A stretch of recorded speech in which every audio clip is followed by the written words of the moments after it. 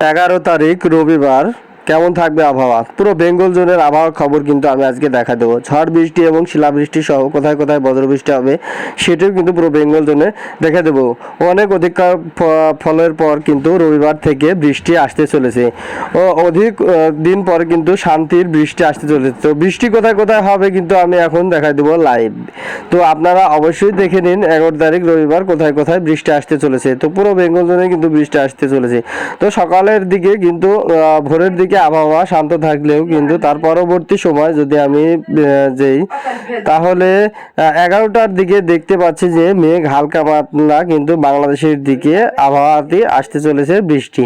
তো 11টার পরবর্তী যে সময় 12টার দিকে যায় তখন কিন্তু শিলচর এবং সিলেট, মৌলভীবাজার, লাখাই পুরো বাংলাদেশে কিন্তু বৃষ্টি আসতে চলেছে। পুরো বাংলাদেশে আমি দেখতে পাচ্ছি মেঘাচ্ছন্ন পরিবেশ এবং তার সাথে কিন্তু ভারতের কিছু কিছু দিকেই কিন্তু বৃষ্টি আসতে চলেছে। তো দুইটার পরবর্তী সময় যদি যায়, 2টা বা 3টার দিকে যদি যায় তাহলে কিন্তু বৃষ্টিও তার সাথে সাথে বিভিন্ন জেলা হবে বৃষ্টি এবং কোথাও কোথাও বৃষ্টি হবে এবং কোথাও কোথাও নাও হতে পারে। কিন্তু পুরো বেঙ্গল জেনে কিন্তু মেঘাচ্ছন্ন পরিবেশ থাকবে 2টার দিকে, 2টা, 3টা, 4টার দিকে। তখন থেকে কিন্তু সেখান থেকে কিন্তু বৃষ্টিপাত কিন্তু হবে। তো বৃষ্টিপাত হওয়ার পরবর্তী যে সময় 7টা, 8টা বা 9টা, হ্যাঁ তার পরবর্তী কিন্তু বৃষ্টি সেরকমটা নেই।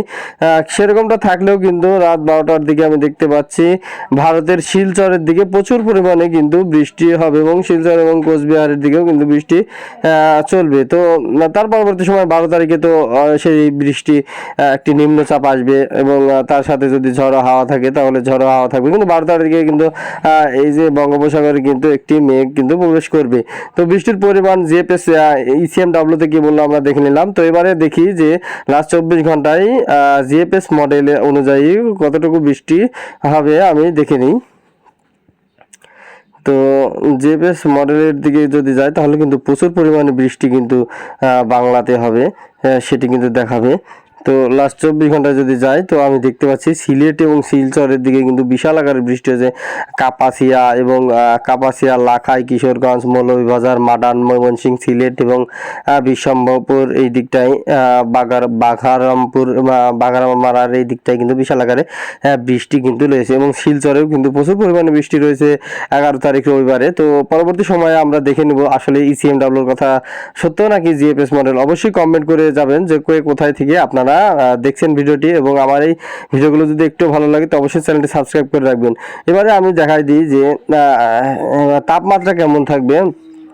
তাপমাত্রায় যদি যাই দুপুর 12টার দিকে যদি যাই বা 3টার দিকে যদি যাই তো 3টার দিকে গেলে কিন্তু কলকাতা, ভারতের কলকাতাতে এবং খড়গপুরে কিন্তু বিশাল আকারের রৌদ্র তাপমাত্রা পড়তেছে এবং বাংলাদেশের রাজশাহী, মেহেরপুরের দিকে কিন্তু রবিবারকে লক্ষ্য করে কিন্তু বিশাল আকারের রৌদ্রতা এবং তাপমাত্রা পড়বে। কিন্তু তাপমাত্রা সেদিনকে কিন্তু বেশি পড়বে কারণ বাংলাদেশের রংপুর, শিলিগুড়ি, কালাই, মাদান, ময়মনসিংহ এদিকে 40-এর উপরে 42, 43, 44 ডিগ্রি পর্যন্ত তাপমাত্রা পড়বে এবং কুমিল্লায় 38 ডিগ্রি, বরিশালে 36, খুলনায় 39, কলাপাড়ায় 33, চিটাগাঙে 32, মহেশখালে 32, টেকটামে 32 এবং স্টুডিওতে কিন্তু 32 ডিগ্রি সেলসিয়াস তাপমাত্রা পড়তেছে। তো তাপমাত্রা যাই হোক সিলেটে 27-28 এর ভিতরে থাকবে 2টা 3টার দিকে এরকম।